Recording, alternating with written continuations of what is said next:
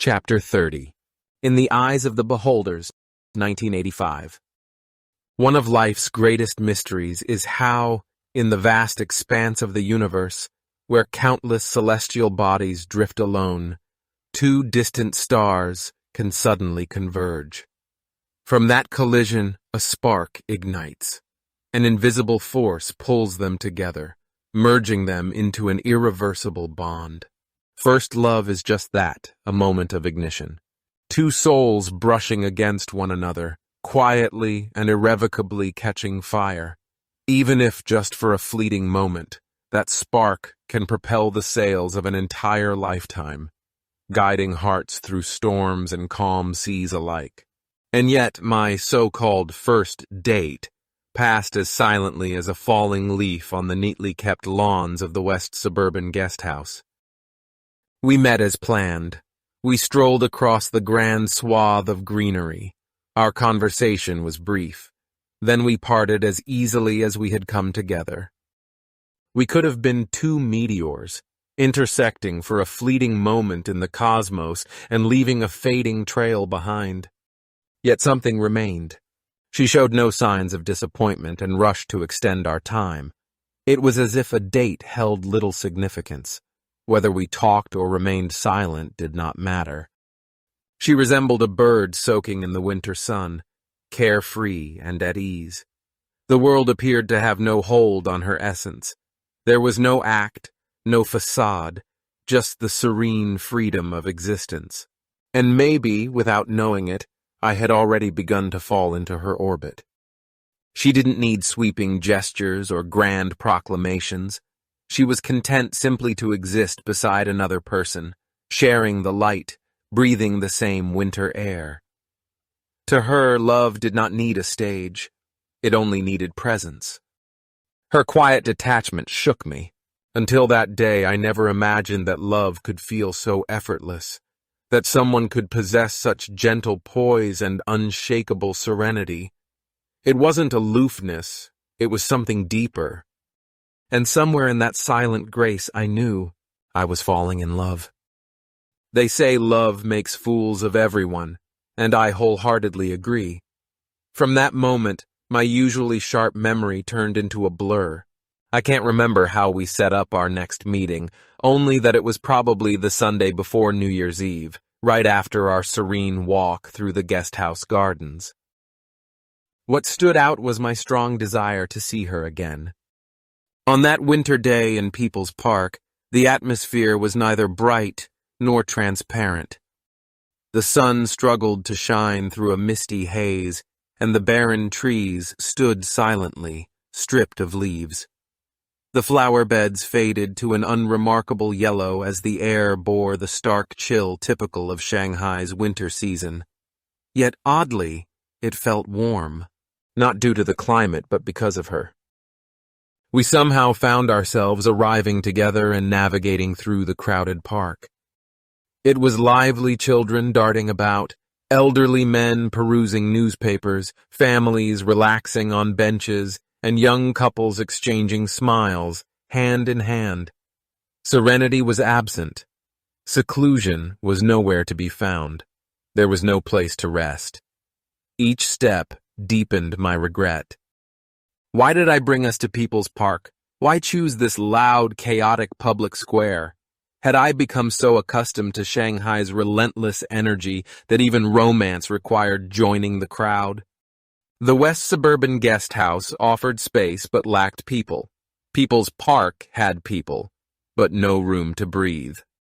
I sighed. When we were about to give up, we noticed two sizable stones embedded in the earth, one tall and one short, resting against each other like old companions. At that precise moment, we simultaneously exclaimed, "Let's just sit here." We exchanged startled glances and then laughed, a spontaneous outburst of joy, not from humor, but from recognition, a silent acknowledgement of our connection. Had we genuinely bonded over two rocks? She appeared weary from walking, so I pointed to the taller stone. "Take this one," I suggested. She hesitated for a moment before sitting down. I settled onto the shorter stone beside her. I couldn't help but smile, struck by the situation's absurdity. From the pristine, empty lawns of a hidden palace, to two unassuming stones in a bustling city park. Yet this moment somehow felt more genuine. A man and a woman sitting together? I'd done that before. But sitting down to talk about love? That was entirely different. The air shifted. Beneath the street sounds and winter rustle, something unspoken hummed between us.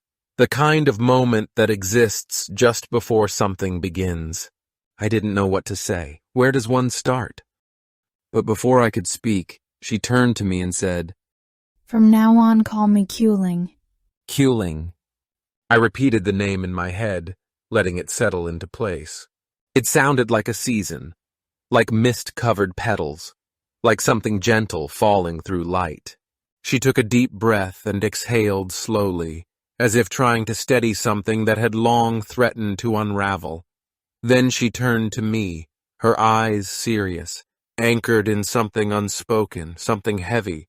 It wasn't fear, nor shame, but an urgent need for clarity. "I need to tell you something," she said. Her voice had changed. It wasn't light or playful or warm. It carried weight. "If I don't say it, I won't feel right. I need to make things clear. If you feel it's unacceptable, just tell me, and we don't have to talk anymore. But you must be honest with me." I blinked, caught off guard. Honest? "Don't speak yet," she cut in gently but firmly. "Let me finish, or I won't be able to say it." I nodded, uncertain about what she would say next. She lowered her gaze, her fingers gliding over the worn stone beneath her, anchoring herself to something tangible. "Did you know?" she began, her voice quiet. "I had a boyfriend." "I know," I said carefully. "You told me before. You said you couldn't date me because of him." "Back then, I couldn't," she admitted. "because I hadn't broken up with him yet." "What about now?" I asked, tilting my head. "Now you can?" There was something in her expression, resolute but wounded. "Yes, now I can." She looked up at me then, eyes unwavering. "If you feel uncomfortable about me having had a boyfriend, just say so. I won't blame you. I know it's not fair to you." I paused. "But if you had a boyfriend, why not stay with him? Why start something with me?" Her gaze drifted toward the far horizon, where the leafless trees of People's Park stood like thin shadows. Then, softly but with finality, she answered, "Because he lied to me." Her voice didn't tremble, but in her eyes something flickered. Not just sadness, but devastation. The kind that had already scarred, already hardened. "If he hadn't lied to me, I would have stayed.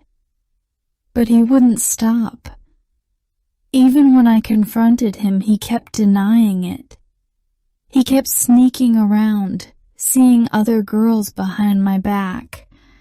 I begged him to stop, but he didn't care about me." She was quiet for a moment, and then, almost as a confession, "It still makes me so sad when I think about it." her boyfriend wasn't just any man. He was the workshop director at her previous factory and held the Youth League secretary position. He was a dedicated political individual who executed his responsibilities with great skill and finesse. They had been dating for 2 years but remained a secret. He insisted on keeping it that way. No hand-holding, no public references. She believed him, thinking it was for his career and to avoid political rumors. Fiercely protective of their secret relationship, she accepted its need for discretion. Yet, whispers arose among her friends. They suggested he was keeping his options open, flirting and forming connections while cleverly avoiding commitment. She remained steadfast in her loyalty despite their skepticism. But one day, a member of the Youth League committee casually remarked, as if discussing the weather, "Oh, by the way, your boyfriend is getting married soon. to a Japanese woman. The words hit like a steel beam. Everything froze: her hands, her breath, her world. She nearly collapsed on the spot. She confronted him, calmly, directly. She gave him a choice: end the relationship with the other woman and come clean, or walk away from her for good. But he refused both.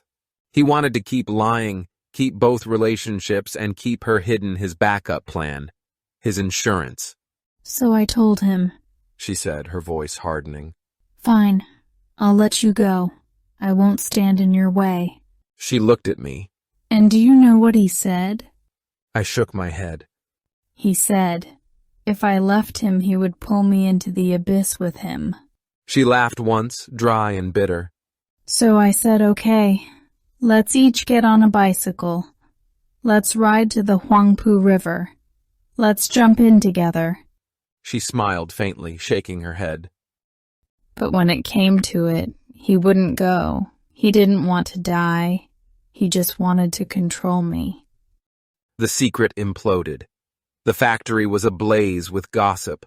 The love triangle became a scandal, no longer whispered, but shouted. The Youth League secretary, once so careful with his image, found himself exposed. His Japanese fiancée learned the truth. She walked away without hesitation. And the man who had thought he could juggle 2 lives, 2 futures, ended up with neither. But it didn't stop here. One day, Kuling received a knock at the door. It was his mother. She wept. She pleaded. She begged Kuling to save her son. She had a proposal. I can pull strings, She said. I work at the bureau. I can help you get a better job, a better future out of the factory. All you have to do is take the blame. Say it was all a misunderstanding and that you imagined the relationship. That my son never loved you. That he's innocent. Her voice trembled.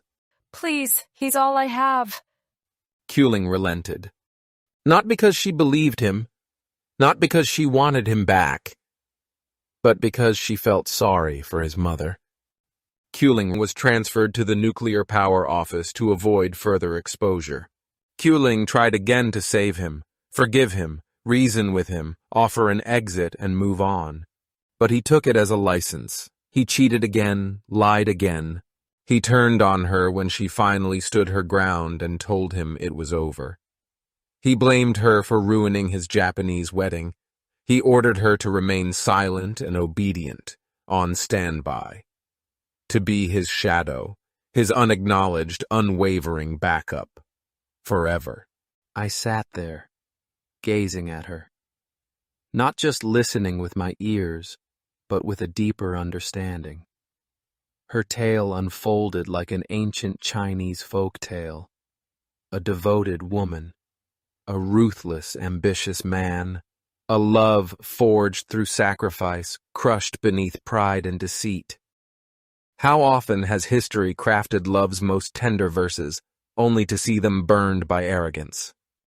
How frequently have hearts laid themselves bare, only to be consumed by flames? How many love stories have been devoured by the unforgiving gears of ambition and politics, Le Rouge et le Noir, echoing endlessly?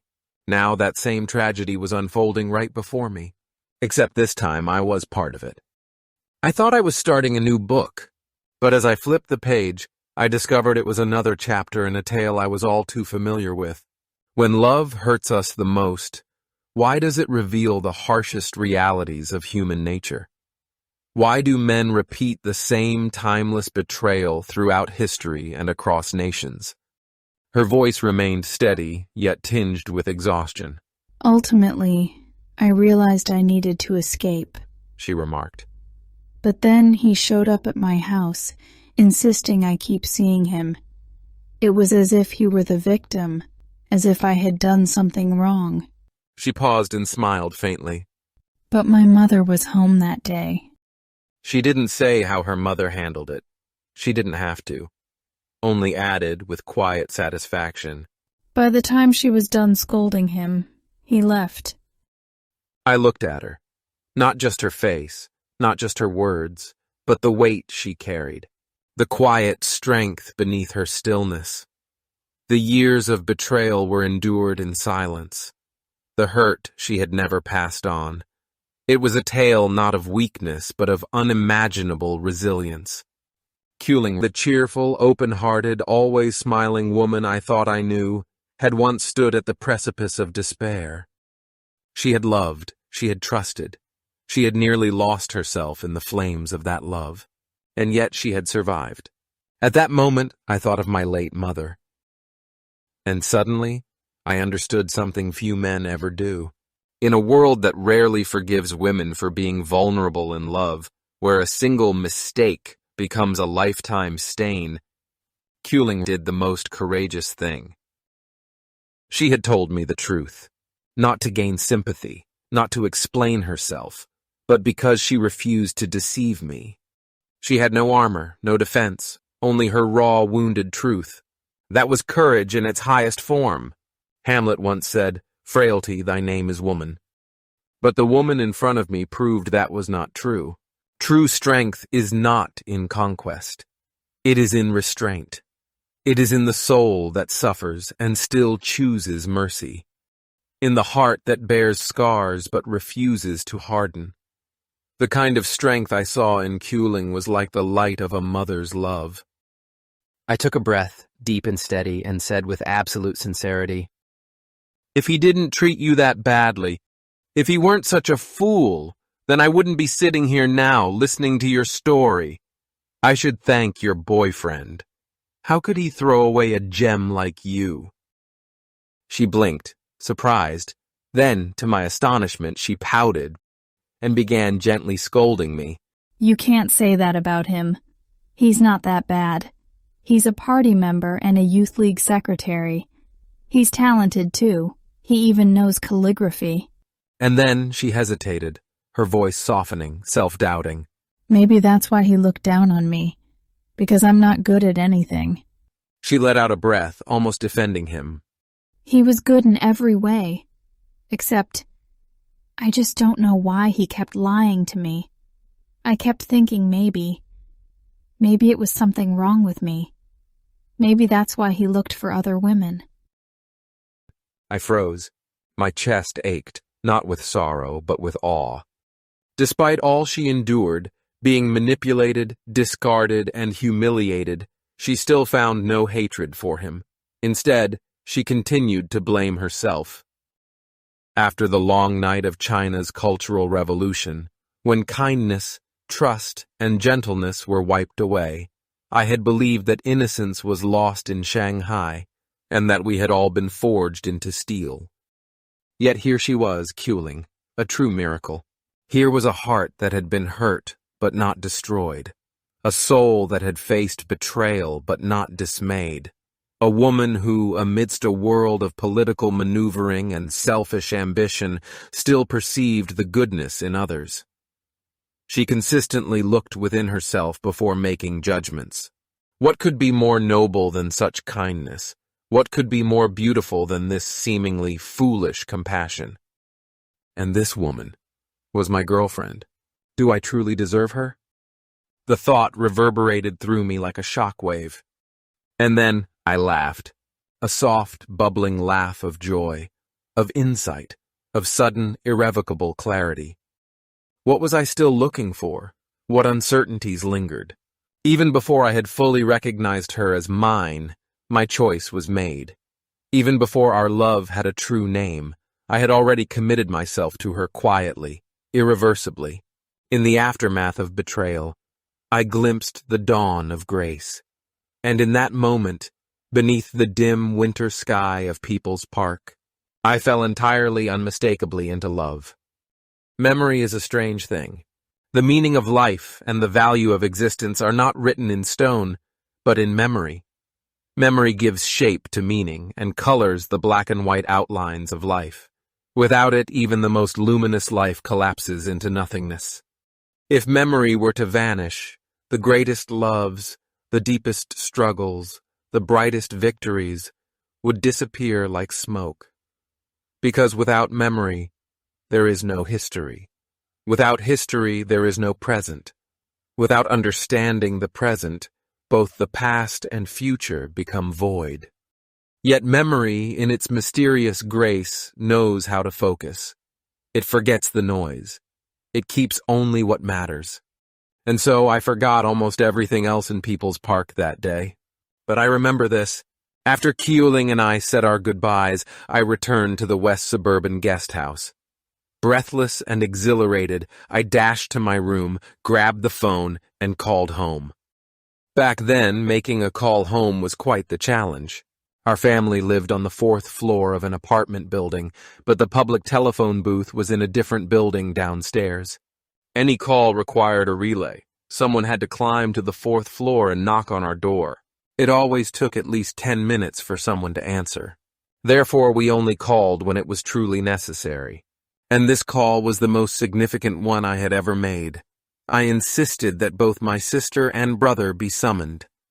10 minutes later, I heard the line click, and my sister's voice crackled through the receiver. She barely got out a hello before I shouted, breathless and ecstatic, "I found your sister-in-law! I found her! I found your sister-in-law!" Silence. Complete silence on the line. My sister was taken aback. She hadn't heard from me in a week, and now, out of nowhere, I was announcing that I had a girlfriend. No, not merely a girlfriend, a sister-in-law. She was completely confused by the situation. "I'm serious," I shouted. "Give the phone to your younger brother." A few moments later, his voice came on. I didn't wait. "I found your sister-in-law. I've really found your sister-in-law." Again, bewilderment. He had no clue what I was talking about. Perhaps they thought I had gone mad. Maybe I had. I had always been calm, reserved, and even-tempered. The one who never lost control. But this time I felt madness. A madness filled with certainty, a joy that overwhelmed me, a love that consumed me. I had finally met her. Who could stay sane upon discovering their true love? From that moment on, I realized that my life was forever altered. I wasn't just wondering or hoping, I knew unequivocally. This wasn't a fleeting infatuation or a hesitant romance. This was the moment the universe had prepared for me. And from that exhilarating, joyful phone call, my blessings began to pour in and flow.